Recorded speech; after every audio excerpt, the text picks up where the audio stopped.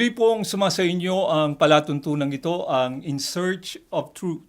Ako po ang kapatid na Jerry Lapira at muli po inaanyayahan namin kayo. Samahan nyo kami sa may kalahating oras ng palatuntunang ito at nawa po ay makatulong ito sa ginagawa po ninyong mga pagsusuri.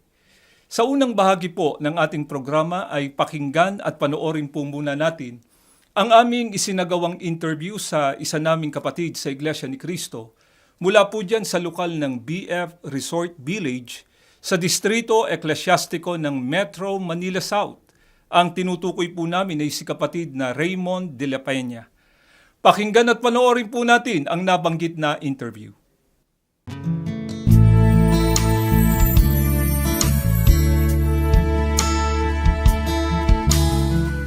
Ako po ang kapatid na Raymond de la Peña, kasalukuyan pong nakatala dito po sa lokal ng BF Resort Village. Tungkulin ko po ay isa po ko sa pamunuan sa aming lokal at gayon din po sa aming distrito po. Ako po ang Pangulo ng Samahan ng Christian Employees Association at ako din po ang inyong lingkod na nag-host po ngayon sa CFO Updates. Kada weekend po yan, Saturday, Sunday, 5:30 po ng hapon. Ang akin pong may bakay ang kapatid na Josa de la Peña. Co-host ko din po siya sa CFO Updates at may tungkulin din po sa aming lokal at gayon din po sa aming distrito. Biniyayaan po kami ng Panginoong Diyos ng 4 na mabubuting anak. Ngayon po ay meron po kaming negosyo na inaalagaan po namin. Nasa related po kami ng events and catering business. Kasalukuyan meron po kaming mahigit na 300 empleyado na inaalagaan. At ito po yung nagbibigay sa amin ngayon ng pagpapala, daan ng pagpapala ng Diyos sa amin. Nakakaraos kami sa pang-araw-araw, nakakatulong sa mga taong ding nangangailangan, higit sa lahat na gagamit namin sa paglilingkod po at pagtupad ng aming tungkulin. Marami po akong relihiyon na kinagisnan. Una po, pinanganak ako bilang Katoliko. At habang nasa Katoliko po ako, ini-involve ako ng nanay ko sa El Shaddai. Kaya ang pangarap sa akin ng nanay ko dati, mag-preach po ako sa El Shaddai. Kaya nung ako yung nasa high school na, naging choir din po ako umaawit po ako sa mga misa sa Katoliko. At every Saturday, meron din kaming gawain or church service sa El Shaddai. At dumating sa punto na nagiging assistant po ako ng mga preacher. At talagang taong simbahan din po halos po ako. Pero nung ako po'y tapos na ng high school at nagtatrabaho na, may pagkakataon na may nangyari sa buhay ko po na hindi maganda dahil po ay napabarkada po ako at meron po akong nasangkutang hindi magandang bagay at muntik po akong makulong. At may tumulong po sa akin isang tao na related po siya sa born-again Christian. Nang tinulungan niya po ako, pumunta po ako dun sa born-again Christian. Nainganyo naman po ako dahil marami akong mga kaedad. At yun nga, may mga banda-banda, music. So dun ko po inilaan yung paglilingkod ko sa loob ng born again. Hanggang sa dumating sa punto, mga 3-4 na taon na po ako dun, nagkaroon din po ako ng pagkakataon na makapagsalita sa harapan ng mga kapatid namin sa loob ng born again Christian. Talagang masasabi pong dedicated po ako sa aking sa service namin back in born again Christian. Talagang may dala akong Bible sa bahay, may dala akong Bible sa bag ko at ginagamit ko yung pagkakataon na yun para makaikayat din ng mga tao doon sa loob ng born again Christian organization bago po ako matawag sa loob ng Iglesia ni Cristo. Ang pag-anib po kasi sa loob ng Iglesia ni Cristo, lalo na kung galing ka sa maraming relihiyon, isang bagay na magtutulak sa iyo yung hanapin yung katotohanan. Pero hindi naman kaagad yun yung hahanapin mo . Nung panahon na sa born again Christian ako at meron ng kaibigan ako na nag-encourage sa akin pumunta sa iglesia. Ang sabi ko pa nga, bakit ko kailangan pumunta dyan? Dedicated na ako sa born again . Para ay nararamdaman ko sarili ko na tama tong ginagawa ko . Ba't ko pa kailangan baguhin? Ang alam ko dito na ako maliligtas. Mapilit po yung kaibigan ko na yon na try mo lang, pakinggan mo lang. Hanggang sa na-invite niya po ako sa isang pamamahayag. Sa lugar po ito sa Cainta. Lokal po ng, kung di ako nagkakamali, lokal ng EGM sa Cainta po. At pumunta naman po ako. Napakagaling po nung ministro na namamahayag ng mga salita ng Diyos. Kasi doon ko nagkaroon ako ng comparison. Sa iglesia, kapag ang tanong, ang sagot, hindi pwede yung pananaw ng ministro, pananaw ng ibang tao. Talagang doon siya kukuha sa salita ng Diyos kung nandoon sa Biblia. Yung pagkakataon na sa pamamahayag ako, nagsabi yung namamahayag, may tanong ba kayo? Hindi ko na po sinayang yung pagkakataon. Nagtanong po ako, bakit po bawal kumain ng dugo? At naipaliwanag po ng maayos sa pamamagitan ng Biblia. Na ang tagal kong hawak yung Biblia sa kwarto ko, sa bag ko, pero hindi ko nalaman na meron palang ganong nakasulat.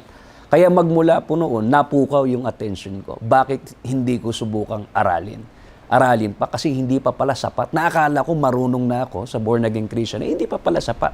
Kaya dumating po ako sa punto na kada umaga, Huwebes at Sabado, Linggo, sumasamba po ako sa loob ng Iglesia ni Cristo. And then kada hapon naman po, tanghali hanggat hapon, kasi ang Christian born again service, umabot po kami ng 4 na oras. Samantalang sa Iglesia po ay 1 oras lamang. Paghapon, pupunta po ako ng Christian born again. Ngayon, dumating po sa punto na nagtatanong na ako sa isipan ko, bakit ganito? Bakit ganyan? At marami po kasing maikukumpara ka na ginagawa sa Iglesia ni Cristo at ginagawa naman sa Christian born again at ganoon din sa Catholic. At yun po yung nagbigay sa akin ng inspirasyon, lalo na subukin ko pang, siyasatin ko pa ng husto ang Iglesia ni Cristo. Nakatutuwa naman po na kada sumasamba ako, nakikita ko po yung pagtanggap ng mga kapatid sa loob ng iglesia. Nakikita ko po yung disiplina. Bago po yung aral, ang una kong tinignan talaga yung kaayusan. Kasi kakaiba . Nakakaiba. Parang magkahiwalay yung babae at lalaki. At pag nasa loob ka, tahimik ka. Parang hindi ito yung kinagisnan ko. Sa Katoliko, kahit saan ka umupo, nakatayo, pwede. Kahit nga nasa labas, pwede. Sa born again, nasa loob ka, tabi-tabi kayo, pwede kayong kumain. Pwede kayong tumayo, taas nyo kamay ninyo, makinig kayo for 4 hours. Sa iglesia, unang papasok, kailangan uupo ka ng maayos, may himnaryo, pwede kang sumabay sa awit, makikinig ng salita ng Diyos.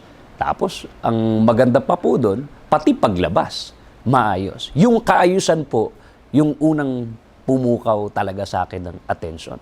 Na pwede palang maging ganong kadisiplina ang isang tao. Kasi yung disiplina, mahirap po yung pag-aralan. Mahirap din gawin. Pero dito sa Iglesia ni Cristo, mapapansin mo, lahat nagagawa yung disiplina. Hanggang sa unti-unti ko pong siniyasat ang aral, nagpadokorina na po ako. At mula po doon ay kinahabagan ako ng ating Panginoong Diyos at natanggap ko po ang banal na bautismo. Bali, nabautismohan na po ako dito na po sa distrito ng Cavite, sa lokal ng Dasma, ng 2012 po, kung di po ako nagkakamali. Pagkatapos naman po noon ay binigyan din ng pagkakataon na makatanggap ng tungkulin sa kadiwa. Hanggang sa dito na rin po ako nakakilala ng aking mapapangasawa. Una pong lagi kong ipinagpapasalamat sa Panginoong Diyos na matawag ako sa loob ng Iglesia ni Cristo. Kasi dito ko po naramdaman yung kapayapaan ng puso, ng isipan, na nasisiguro mo sa sarili mo yung oras, yung araw na nilalaan mo sa paglilingkod, alam mong nasa tama . Alam mong katotohanan. At kapag nasa katotohanan ka, alam mong yung panalangin mo maririnig ng Panginoong Diyos . Ako po ang kapatid na Raymond de la Peña, and I'm proud to be Iglesia ni Cristo. Ang napanood po natin at napakinggan ay ang aming sinagawang interview kay kapatid na Raymond de la Peña mula po dyan sa VF Resort Village sa Distrito Eklesyastiko ng Metro Manila South. At sa aming pong pagbabalik ay isasagawa na po natin ang pag-aaral ng mga salita ng ating Panginoong Diyos. Huwag po kayong bibitiw. Magbabalik po ang programang ito pagkatapos po na makapagpakilala ng aming himpilan. Nakikinig kayo sa Iglesia ni Cristo Radio, DZEM 954, ang tinig ng katotohanan.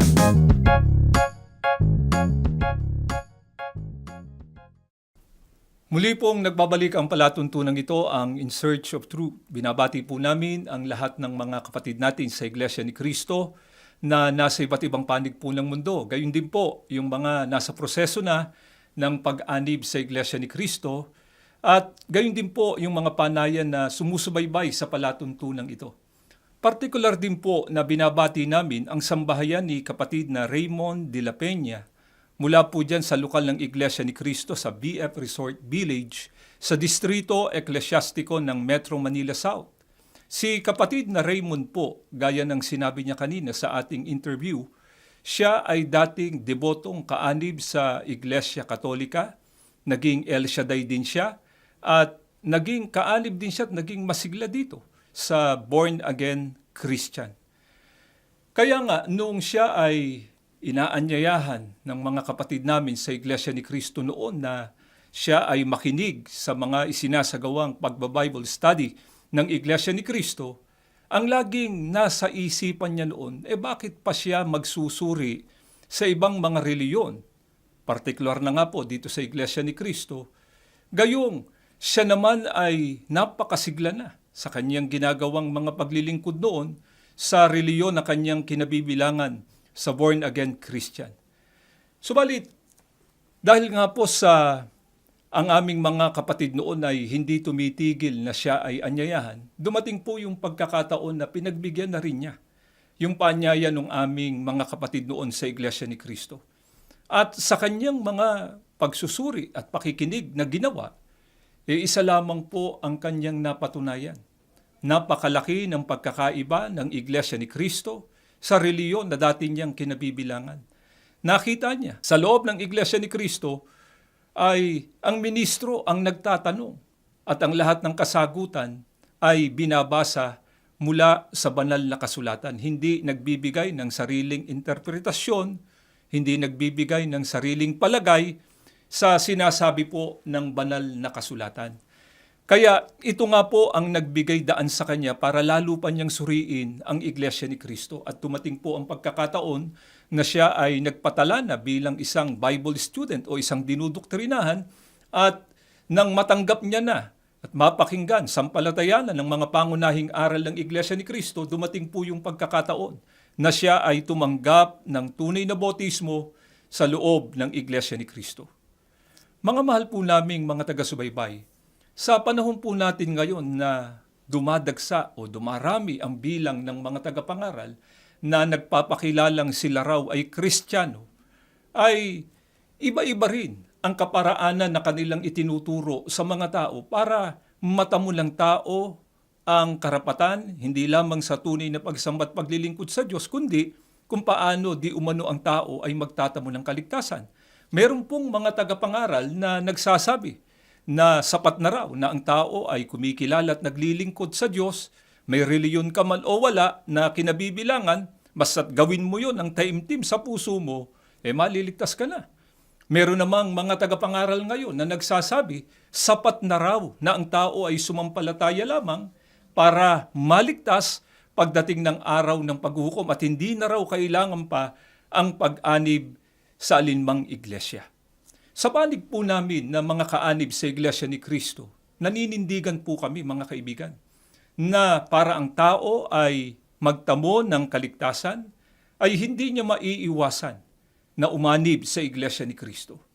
Ito po ang patutunayan namin sa inyo mula po sa mga katotohanan na nakasulat dito sa Biblia. Kaya ihanap na po natin ang kasagutan mula sa Biblia. Ang katanungan na, bakit po mahalaga at kailangan ng tao na umanib sa tunay na iglesia para siya ay magtamo ng kaligtasan? Pakinggan po ninyo at babasahin namin ang nakasulat dito po sa Efesos sa 5, ang talata po ay 23. Ganito po ang pagtuturo sa atin ni Apostol Pablo, pakinggan ninyo. Sapagkat ang lalaki ang ulo ng kanyang asawa, tulad ni Kristo, na siyang ulo ng iglesia na kanyang katawan, at siyang tagapagligtas nito. Mga kaibigan, batay po sa pahayag ni Apostol Pablo, ang ililigtas ng ating Panginoong Sukristo ay walang iba kundi ang kanyang katawan na walang iba kundi ang iglesia. Hindi naman po ito ituturo ni Apostol Pablo kung hindi po ito ang katotohanan at kung hindi nga po mahalaga ang tunay na iglesia sa ikapagtatamo ng tao ng kaligtasan. Sa dinami-rami po ng iglesia ngayon sa kasalukuyan, natitiyak nating iisa lang po ang tunay na iglesia. Kung bakit po?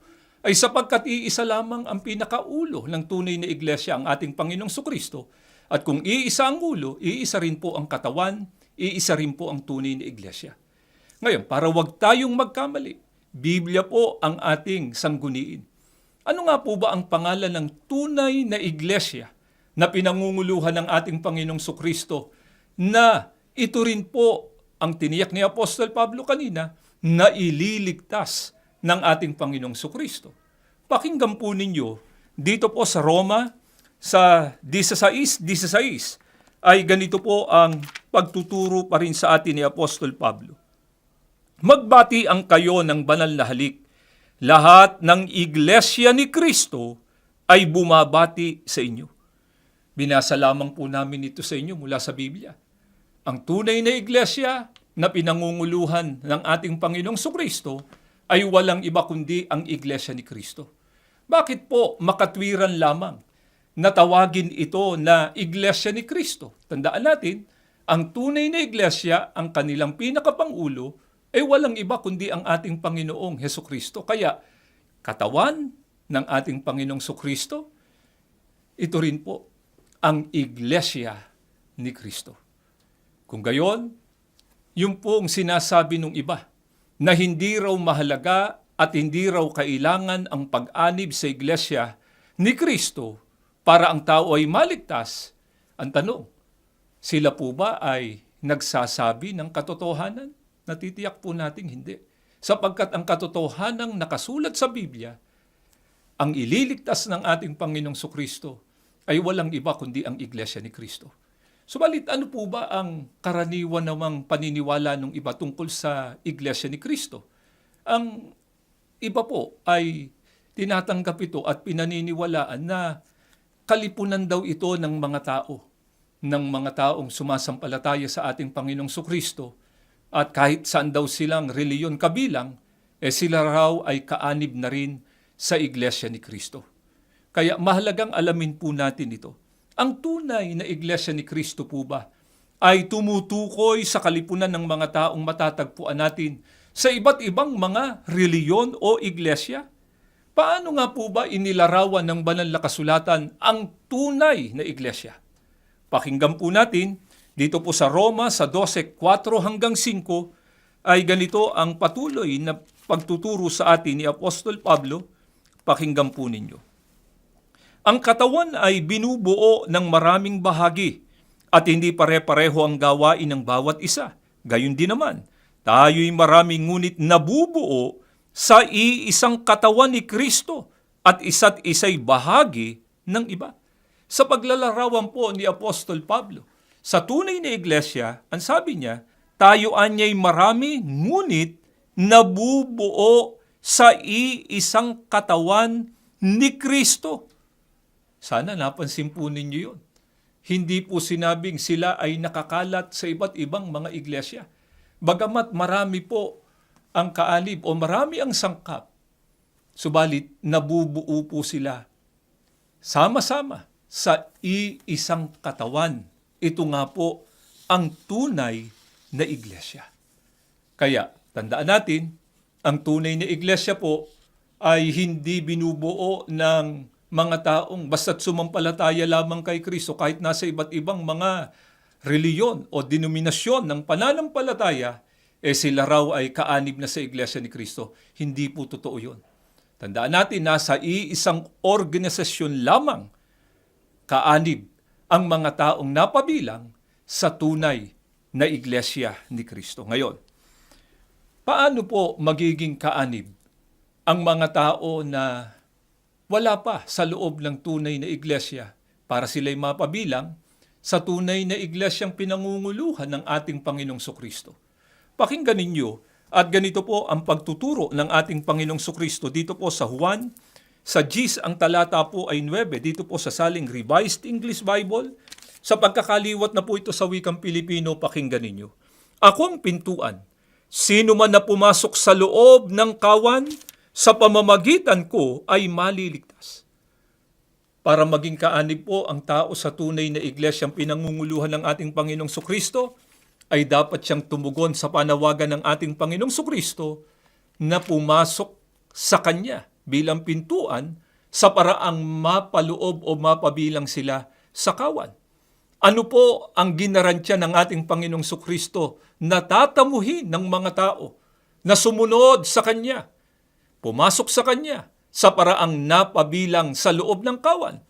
Tiniyak ng ating Panginoong Sukristo, sila po ang magtatamo ng kaligtasan. Mga kaibigan, ang ating Panginoong Sukristo po ang nagturo nito.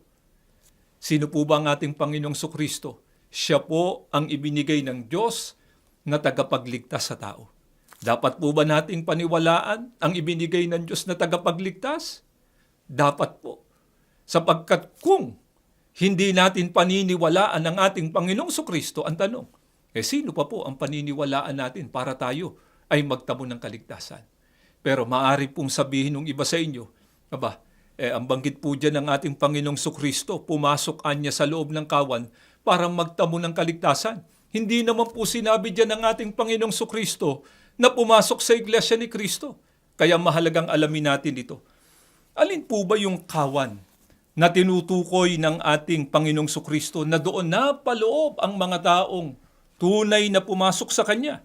Pakinggan po natin ang nakasulat dito po sa Aklat ng Mga Gawa 20:28, saling po ito ni Ginoong George M. Lamsa sa pagkakaliwat na po sa wikang Pilipino. Ingatan ninyo kung gayon ang inyong mga sarili at ang buong kawan. Narito'y hinirang kayo ng Espiritu Santo ng mga katiwala upang pakanin ang Iglesia ni Kristo na binili niya ng Kanyang dugo. Napansin niyo po ba? Kung alin yung kawan, ito po ang Iglesia ni Kristo. Kaya gusto nating mapabilang sa tunay na iglesia, ano pong hindi natin maiiwasang gawin, mga ginigiliw po naming mga taga-subaybay, ang makapagpasya po tayo na pumasok o maging kaanib sa iglesia ni Kristo. Kaya yung pong pagpapasya ni kapatid na Raymond de la Peña na kanina po ay ating na-interview, na iwanan yung dati niyang reliyon at siya ay pumayag na maging kaanib sa Iglesia ni Kristo, sinunod lamang po niya yung ipinagagawa ng ating Panginoong Sukristo sapagkat ginarantyahan nga po ng ating Panginoong Sukristo pagka ang tao ay sumunod sa Kanya sa paraang napaloob sa kawan o sa tunay na Iglesia ni Kristo, magtatamo sila ng kaligtasan. Bakit po tiyak na tiyak ang kaligtasan ng mga taong umanib sa Iglesia ni Kristo? Ano po ba ang katangian ng tunay na iglesyang kay Kristo o ang Iglesia ni Kristo? Ang sabi po sa talata ng Biblia, ito anya ang binili ng mahalagang dugo ng ating Panginoong Sukristo. Ano po ba ang kahalagahan na masakop tayo ng mahalagang dugo ng ating Panginoong Sukristo o ang katumbas ay napabilang tayo doon sa mga nagtamo ng dakilang biyaya na mapabilang sa mga natubos ng mahalagang dugo ng ating Panginoong Sukristo? Pakinggan ninyo dito po sa Roma sa 5:8-9 ay ganito ang pagtuturo pa rin sa atin ni Apostol Pablo. Pakinggan nyo. Ngunit ipinadama ng Diyos ang kanyang pag-ibig sa atin nang mamatay si Kristo para sa atin noong tayo makasalanan pa. At ngayong napawalang sala na tayo sa pamamagitan ng kanyang dugo, lalo nang tiyak na maliligtas tayo sa puot ng Diyos sa pamamagitan niya. Gaano po katiyak ang kaligtasan ng mga taong natubos ng mahalagang dugo ng ating Panginoong Sukristo? Tiyak na tiyak po. Ang sabi nga ni Apostol Pablo, lalo na anyang tiyak na maliligtas tayo sa puot ng Diyos. Tiyak na tiyak po na magtatamo ng kaligtasan ang mga kaanib sa tunay na Iglesia ni Kristo. Ito rin po ang dahilan kung bakit Napakalakas ng aming loob, mga kaibigan, na ipag-anyaya sa inyo ang Iglesia ni Cristo. Nasuriin ninyo ito. Katulad po ng napakaraming mga tao mula sa iba't ibang mga lahi, sa iba't ibang mga reliyon, sa iba't ibang dako ng mundo na nakinig at nagsuri sa Iglesia ni Cristo. Naunawaan po nila, sinampalatayanan po nila na ang kaligtasan ay matatamo ng tao dito po sa loob ng Iglesia ni Cristo sapagkat ito ang katotohanan na nakasulat po sa banal na kasulatan. Ito rin po ang naunawaan ni kapatid na Raymond de la Peña. Kaya nasabi niya kanina, ano man ang mangyari, hindi siya aalis dito sa Iglesia ni Cristo.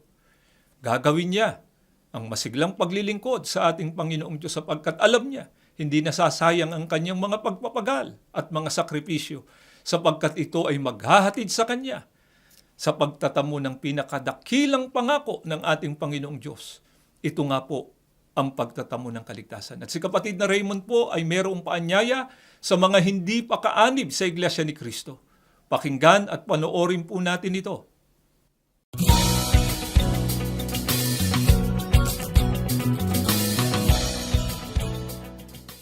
Inaanyayaan ko po lahat kayo na hindi pa kaanib sa loob ng Iglesia ni Cristo. Ako po ay dating hindi rin kaanib sa loob ng Iglesia ni Cristo. Maraming tanong ang aking nasa isipan ko kung bakit ganito at bakit ganyan. Kaya ito po ay matatanggap ninyo mga kasagutan.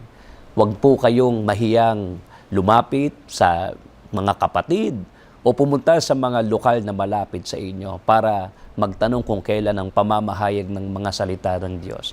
Dahil doon din po ako unang pumunta at natanggap yung mga tanong, ang sagot sa aking mga katanungan at narito po kinahabagan. Isa na po kong kaanib sa loob ng Iglesia ni Cristo.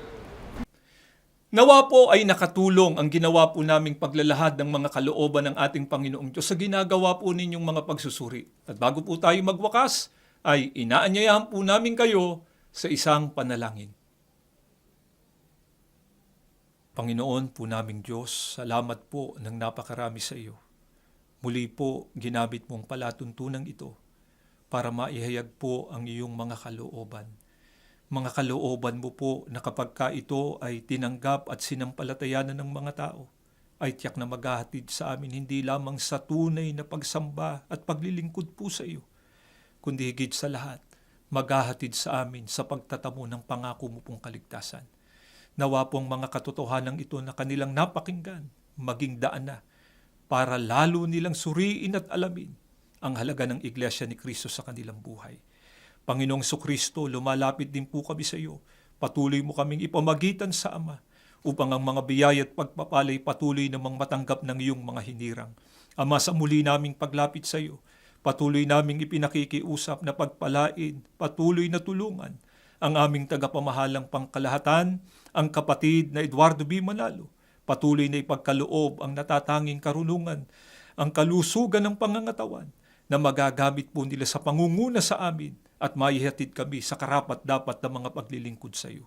Ang lahat inihiling na po namin sa pangalan po ng aming tagapagligtas na si Kristo Jesus. Amen.